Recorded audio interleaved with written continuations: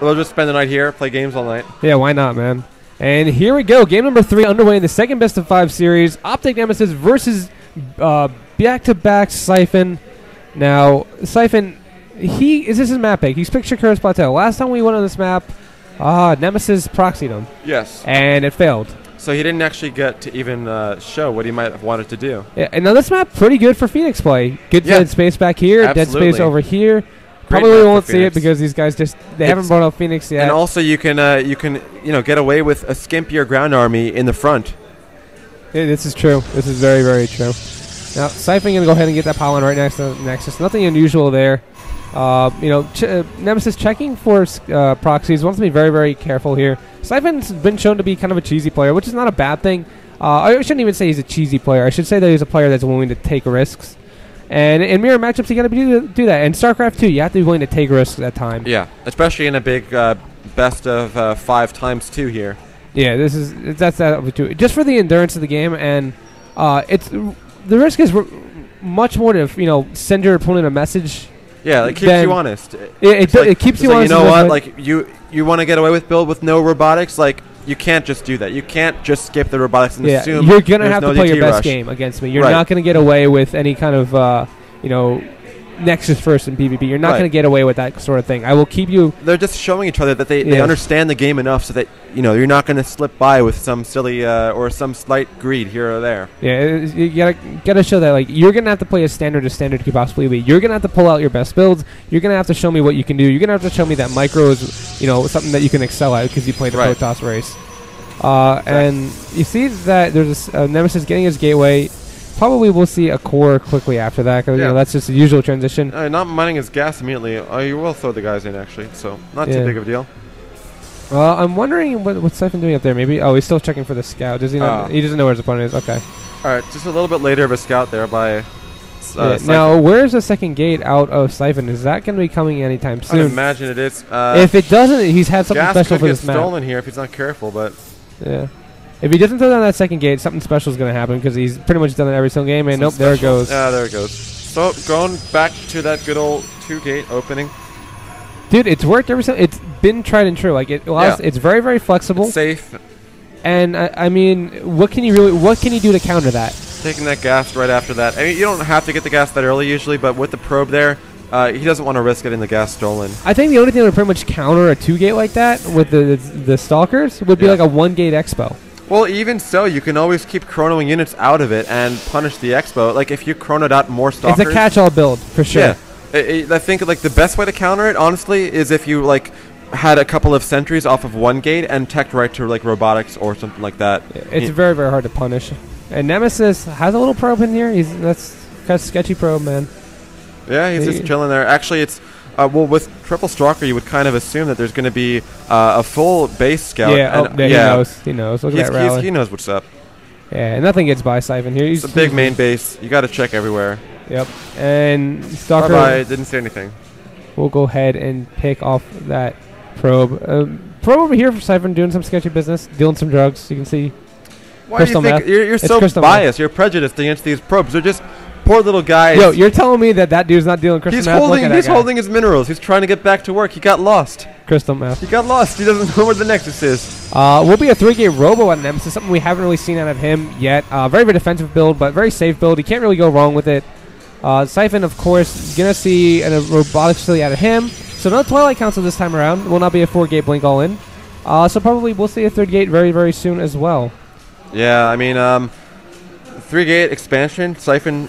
I don't think he's actually done that build a whole lot. Not nearly as much as Nemesis has, but actually, no, both of them just taking the robotics. And I don't know. 3-gate Robo, it's viable here. 3-gate Robo versus 3-gate Robo. Yeah. The question is, Warp Gate's is already done here for Siphon. It would be interesting to see one of these players try to go for Immortal drops. There's a Nexus. Yeah, so... who's doing the Immortal drops? Is that Siphon? It might have been, actually, and honestly... No, it was Nemesis, I thought. In this scenario, though, if Siphon were to go for the Immortal drops, it would be really nice, because this natural base is quite a bit away from the main base where you could drop the Immortals, and there's so much room to fly around, similar to how the Phoenix have a lot of room in this map. It's very true. And there goes the proxy pylon down from Siphon here over at the would-be third base or the other main, whichever you want to call it. This is definitely going to be a one base all in here by Siphon, and adding now up to 4 gateways, that is, right? No, that's just 3 gates. It's just 3 gates. What's building there? Oh, that's the robotics bay. Yeah, that's the robotics bay going down. So he... Colossi or Warp Prism? Well, building that Immortal right now, if he builds a second Immortal after that, it's probably going to be Warp Prism. Warp Prisms with speed, yeah. Because you build speed and the second Immortal at the same time, and it finishes up perfectly. See, and that I didn't know. I haven't had too much experience with the double Warp Prism play, or the Warp Prism double Immortal. Right. But now the question is, will it get scattered? Yeah, you're right. So, yeah, he actually will be able to scatter that first Immortal. The first Immortal is not going to tell him exactly what's up. He should still, though, move his units into position to catch any kind of a drop. Yeah, and now, there he goes. Yeah. He sees it. He's like, all right, something's up. There's an Immortal out. So, I mean, this is going to be really scary, though, still. And the thing is that they both have observers over each other's army. So, it's still going to kind of benefit Siphon, I think, because at the very least, he's going to be able to outmaneuver his enemy here. Very, very true. I mean, seeing where his enemy's army is, even though Nemesis knows there may be an Immortal drop coming, he doesn't know exactly which position it's coming in from. And he has Immortals queued up, actually. Wants to get them out as quickly as possible. And if that army is in the main base, there's always a chance for a sentry to just, capture all those units behind the ramp.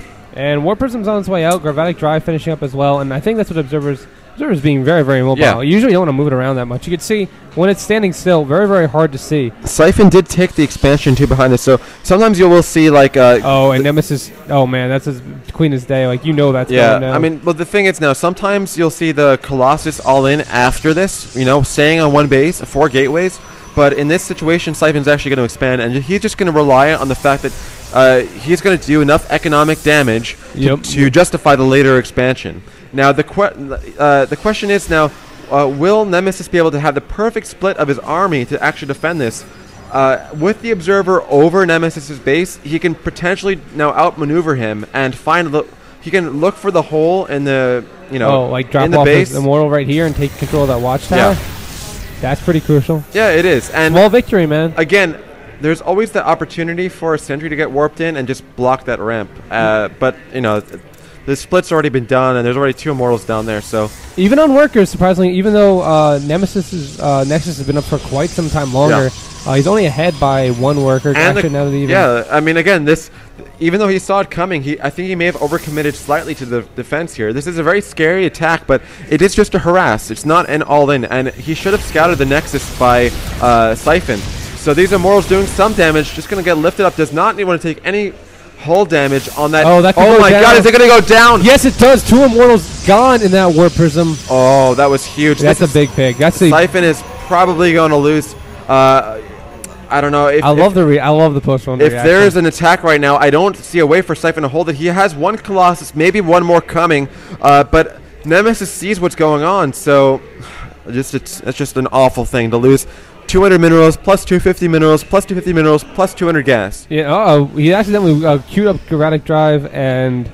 Wants to get his own Warp Prism, maybe? I don't know. That was a misclick. It's definitely a misclick. He's queued up both of them. That could come into play if he misses on a range timing or something. Yeah, and I mean, he's actually only going with 1 Colossus. He has 1 Collar to break force fields, I think. It's not going to be used for much more than that.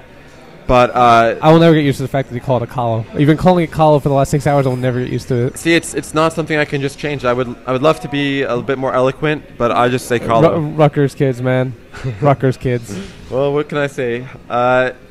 Anyway, we have Siphon. He sees this push coming, but what's he going to do about it?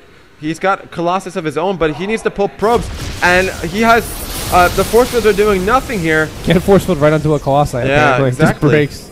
So maybe he can stall for 1 more Colossus here. I don't think he has range, does he? Yeah, it's 2-2. Range is actually range is complete for Siphon. That could be the game breaker right here. If he is in a good spot, gets those pot shots off on the army with the range. And third base is going down for Nemesis, so he's just looking to self-contain here, which is fine. Range has begun for him. He actually has like Gravatic Drive. I wonder if he's ever going to put that to use. I think that was just a misclick. I think it was a mistake, but hey, man, you have it. Might as well use it.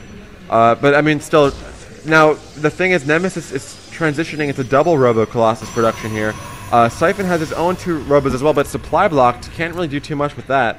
And let's not forget, Siphon has that third base going down. That extra gas income is going to be huge. That's Nemesis, you mean? Nemesis, yeah, sorry. So it's a color swapping, man. It's messing with me so hard. I know.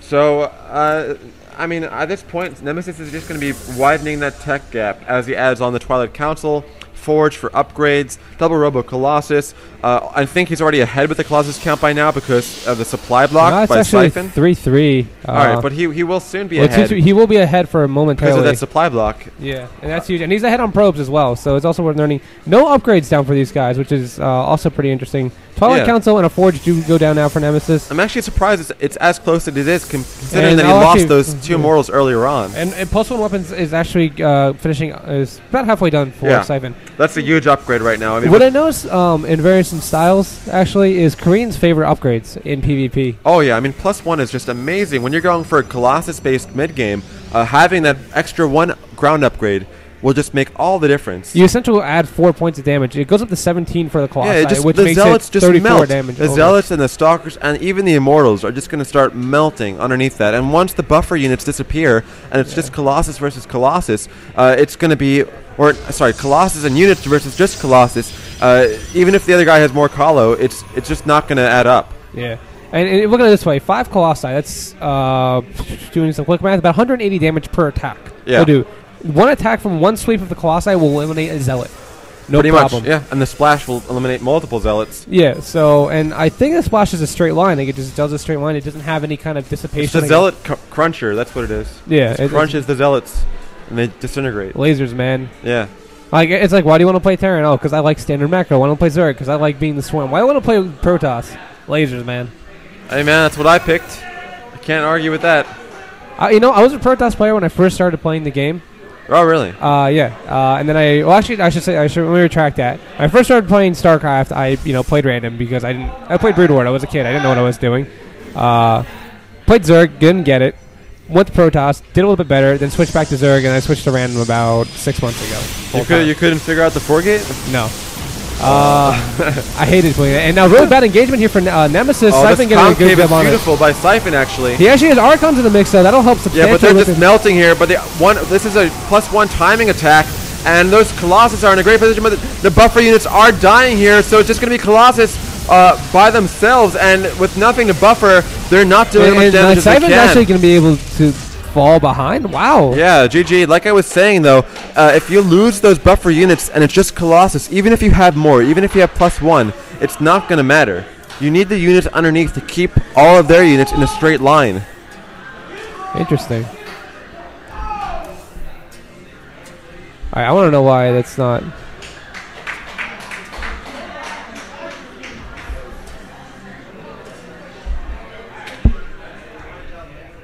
Toggle console. What's up? No.